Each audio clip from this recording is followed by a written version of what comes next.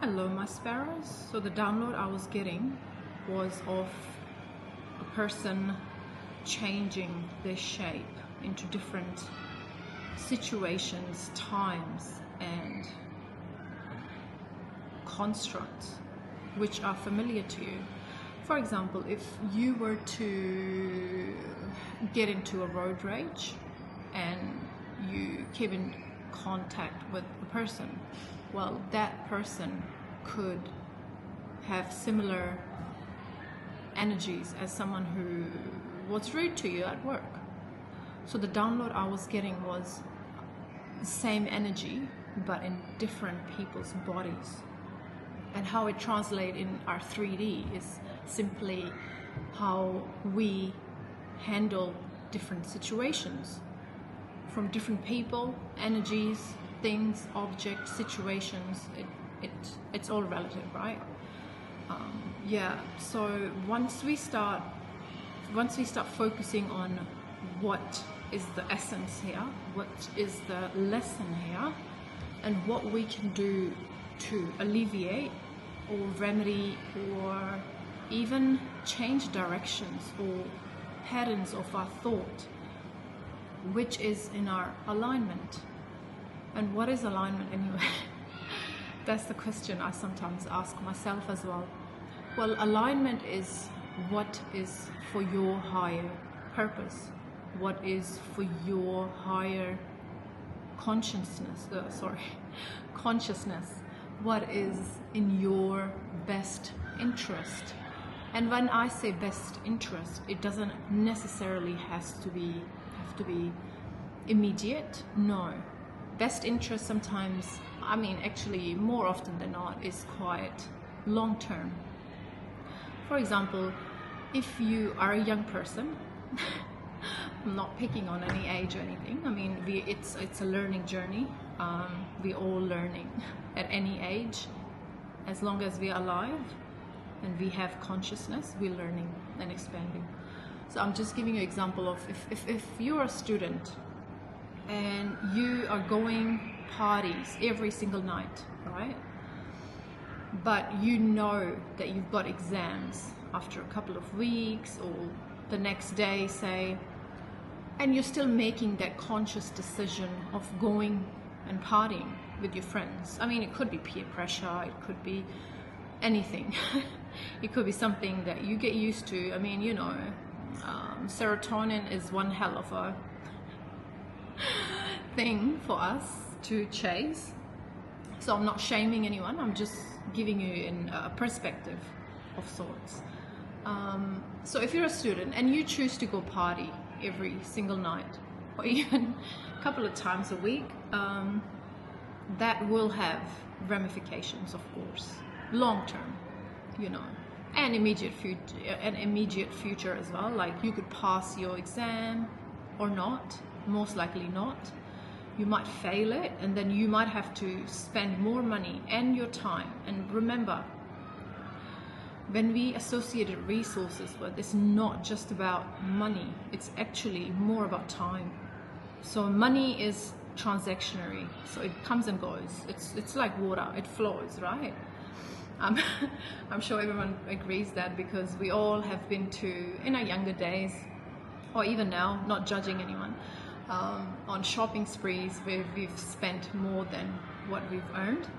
So it's just an analogy, but what I'm trying to say is, when you're putting your resources in something that you are not consciously working towards, it's not going to end well, right? So if you're spending a lot of time doing things that are not benefiting your future, like studying, and you're choosing to go party, it will have long-term and short-term, consequences. And it's the same with situations, people, and things. You, for example, get into situations thinking you're doing your best. It could be programming, it could be how you're raised, your religious beliefs, the cultural beliefs, and a multitude of things. But sometimes it's not the right thing, because it does not align with your highest version of yourself, your highest dimension, where we all hopefully aim to get at. So yeah, so sometimes the universe will put people, situations and things which will test you. For example, in the past, if you have always responded aggression with more aggression, that's a pattern, first of all. But this will not benefit you or your future self in the long term. No. I don't necessarily believe in eye for an eye. I mean, everyone's different. However, I do believe in taking actions based off your higher self. So if your higher self is getting depression, anxiety, and always in that rageful physiologically situation where your body and your mind and your soul is not grounded, is not at peace, this I don't believe, and that's my personal belief, I don't believe anyone sane enough, any person sane enough has that projection that yes, that's how we want to live like that for the rest of our lives. I don't believe it, honestly. And yes, life choices, life circumstances, culture, how your upbringing, your own personal values, that comes all into place. But what I'm trying to say is, what is your higher self? What is your soul yearning for? If it's yearning for ascension, then getting into fights for no reason, I mean, any reasons are not good enough, because in reality, we are all in control of ourselves. If someone comes and starts yelling at me, I have a choice. Do I turn around and start doing the exact same thing to them, abusing them? Yeah, it might feel nice at that instance, but it's not going to work out for me in the long term, because I know that I'm not in control. Because when a person, thing, time, or event happens to you again and again, it is a reflection sometimes. I'm not saying always, but it is often a reflection of what you need to resolve in yourself, in your consciousness. And we all have deep-rooted traumas. We all have been hurt in the past, or still happening. I hope not. I hope you get help. If you're in danger or if you need help, ask for help. You are responsible for yourself. Do it for yourself. What I am saying is, if you're choosing actions, things, people, places, opportunity that's aligned with your higher self, then the cycle will break. It will break. It does break. There's no other option, for the universe to keep throwing those things, people, and situations your way. Once you've broken that cycle, it does not make sense for the universe to keep doing that to you, So always act, think, feel in your deepest and highest consciousness and vibration, that you see yourself. Or it doesn't even mean that you have to be in alignment right now. No, of course, we're all imperfect and we're all on our journeys, but what we can change is our reaction to situations, people, things, and places and events. Even with our own families, like, there are very, very few people who are blessed with perfect families. Like, to me, there's no such thing as perfect anymore. What is perfect? Perfect is a concept that the society has created. What it means perfection for you might be a nightmare for me.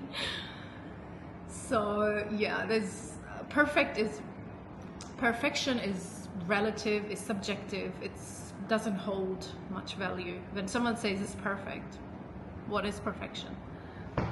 So the whole point is, if you little things, actions, steps, patterns of thinking, questioning yourself sometimes, why do I feel that way? Why haven't I learned the lesson that universe is trying to tell me over and over again? So the Karen that blocked you on the road might be Tom at work doing the same thing, and you are repeatedly responding the same way to Karen and to Tom. The universe is gonna go, okay, she's not learning her lesson, she's responding the same way, blaming and getting aggressive or self-hate. I hope not. I hope no one's doing that. Depression, sometimes anxiety, aggression, microaggression, passive aggressiveness. There's a multitude of ways people can be reacting. What our job is to stop for a second before you respond. You think,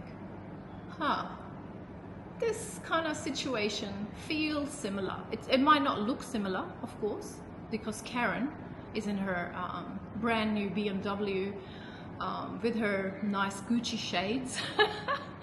And Tom here could be just doing a 9 to 5, just the average bloke. So it never looks the same. It always have different connotations and context. However, the crux of the matter, or the essence, is the same.